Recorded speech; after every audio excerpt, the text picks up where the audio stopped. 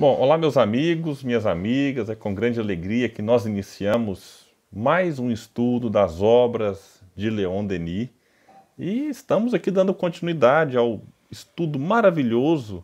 Aliás, o estudo maravilhoso eu deixo por conta de vocês opinarem aí, mas é um estudo do maravilhoso livro O Porquê da Vida, escrito por Leon Denis no ano de 1885. Eu gosto sempre de frisar o ano de lançamento do livro, para a gente ver como que Leon Denis, já ali nos primeiros anos de espiritismo, né, que foi trazido pelos espíritos e organizados por Kardec em 1857, como que ele então já compreendeu a clareza, né, da doutrina e como que conseguiu colocar em palavras simples, como nós observamos ao longo desta obra, questões complexas, questões que intrigam muitos estudiosos, muitos filósofos, não espíritas, né, ficam aí buscando algumas respostas que Leon Denis nos apresenta aqui nesta obra bem simples, bem tranquila de ser lida por quem não conhece o espiritismo e quer conhecer um pouco, quem já é espírita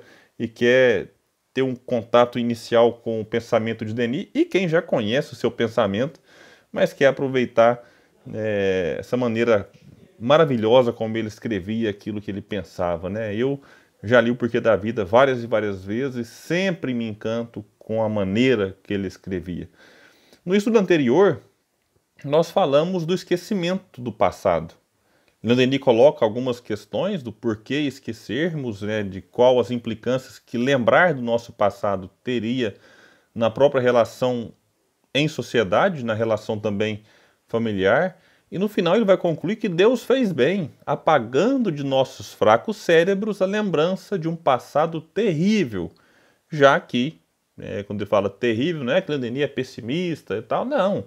Como eu falei no estudo anterior, é bom lembrar que esse estudo ele é acompanhado em vários canais, né, em várias possibilidades, inclusive pela Web Rádio Fraternidade.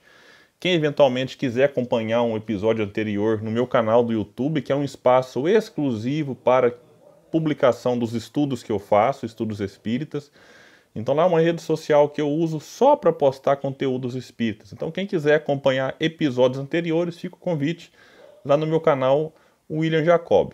Mas os que nos acompanham aqui na Web Rádio Fraternidade e alguns outros centros que compartilham, né, esse nosso estudo, vão se lembrar de que ele falou dessas questões, né, do passado terrível, ele não entra em detalhes, mas nós poderíamos acrescentar aqui época em que vivemos sob regimes autoritários, ditatoriais, em que poderíamos, de certa forma, por que não, fazer parte daqueles que oprimiam e não dos oprimidos.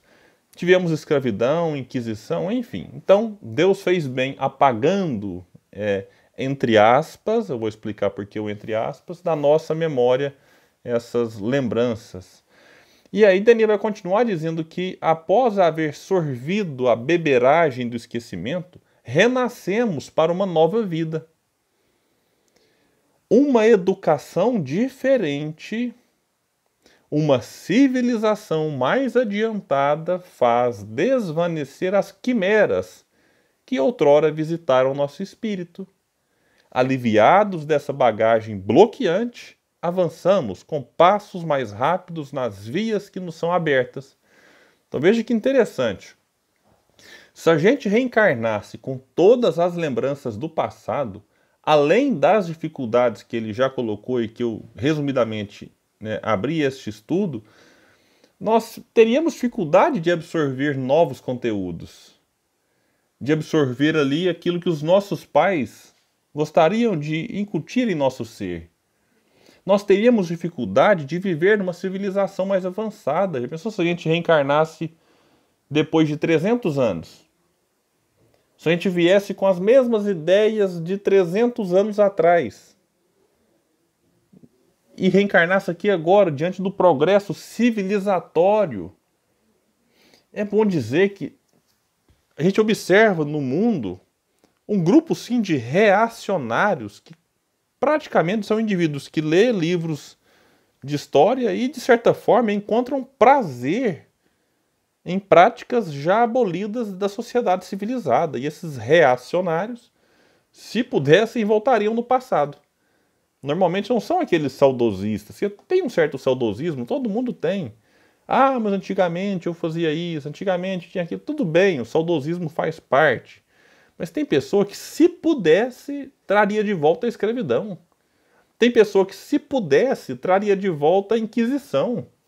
Traria de volta regimes ditatoriais. Então a gente tem que entender que esse apagar, entre aspas, da memória, ele é importante para que a gente dê espaço, primeiro, para que os nossos pais consigam nos educar, né, com os seus métodos, com as suas possibilidades, e para que a gente deixe espaço no nosso ser para compreender os avanços civilizatórios. E observando esses avanços, a gente compreenda, poxa, o autoritarismo está dentro de mim, mas agora eu vivo num país democrático, em que se respeita a liberdade de expressão, a liberdade da imprensa, a liberdade, o direito de ir e vir. Claro que não é uma liberdade absoluta, porque Kardec vai dizer que nesse sentido, lá da Lei de Liberdade, Livro dos Espíritos, liberdade absoluta não existe desde que haja dois seres vivendo próximos. Então, eu não posso confundir, e já foi falado isso em episódios anteriores, liberdade de expressão com liberdade para cometer crimes. Ah, mas eu sou livre para me expressar. Livre com alguns limites, é bom dizer, porque se eu me expresso ofendendo o outro, eu posso ser processado. Então as leis humanas vêm regular a convivência na sociedade. Mas o ponto que eu quero deixar é esse esquecimento é importante para que a gente consiga assimilar esses avanços da humanidade, esses avanços da nossa civilização. E aí a gente vai ver então aqui por que eu estou falando, entre aspas, esse apagar da memória? Porque não fica apagado, totalmente apagado. Denis vai dizer o seguinte, que esse passado não está apagado de tal maneira que não possamos entrever alguns de seus vestígios. Se ele vai explicar, se nos desapegarmos das influências exteriores, descermos ao fundo de nosso ser, se nos analisarmos com cuidado nossos gostos e aspirações, descobriremos coisas em nossa existência atual e com a educação recebida que nada poderia explicar. Algumas tendências, algumas aptidões, às vezes a gente observa uma pessoa que reencarna e ela traz um gosto especial por algum país que os seus pais não lhe ensinaram e que a escola também não lhe despertou tantos interesses assim, mas ela traz. A maneira de vestir, muito característica de um povo. Então ela não tem certeza, mas é um indício de que talvez, olha as palavras que eu estou usando, não estou dizendo que é certeza, de que talvez ela pode ter vivido em determinada região, com alguns hábitos, com algum tipo de costume, e ela reencarna, não se lembra, mas intimamente o seu comportamento e as suas tendências falam de um passado apagado. O gosto por um idioma, a facilidade com que algumas pessoas aprendem idioma. Então, tudo isso vai dizer de alguma coisa, alguma tendência a um gosto especial. Por exemplo, a pessoa que tem um gosto político, né? Não vou entrar em detalhes, é óbvio, esse espaço aqui não é para isso, mas às vezes algumas afinidades políticas podem sim falar de um passado, em que já pode ter vivido e vivenciado um processo revolucionário de algum país, por que não? A gente sabe que a Revolução Francesa, por exemplo, foi um marco na história da humanidade, e muitos daqueles que viveram aquele período marcante na nossa história, foram reencarnando depois, até para levar talvez ali algum tipo de aprendizado extraído daquela experiência, assim como de outras revoluções. Então, a questão do próprio instrumento, o indivíduo que pega um instrumento e toca com facilidade é chamado de gênio, por muitos, um dom que Deus deu, ele não se lembra, porque está apagado do cérebro, mas é muito provável que aquele dom que ele expressa, que ele manifesta, nada mais é do que um aprendizado feito em outra encarnação. Ele não se lembra, mas aquilo vem muito forte. Porque a educação recebida não justifica, porque às vezes o indivíduo pega um instrumento emprestado de um amigo e começa a tocar com muita familiaridade. Então vamos avançar aqui com Leon Denis. Partindo daí, chegaremos a reconstituir esse passado, se não em todos os seus detalhes, pelo menos em suas grandes linhas. Quanto às faltas que implicam numa expiação necessária nessa vida, ainda que apagadas momentaneamente aos nossos olhos, sua causa primeira continua existindo, sempre visível, qual seja nossas paixões e caracteres impetuosos, que as novas encarnações têm por objetivo domar, dobrar. Então aqui é interessante porque às vezes eu não lembro o que eu fiz na outra encarnação, tal, mas aí pode ser que alguma expiação fale desse meu passado. Um indivíduo, por exemplo, que nunca bebeu álcool nessa encarnação e de repente desenvolve uma cirrose.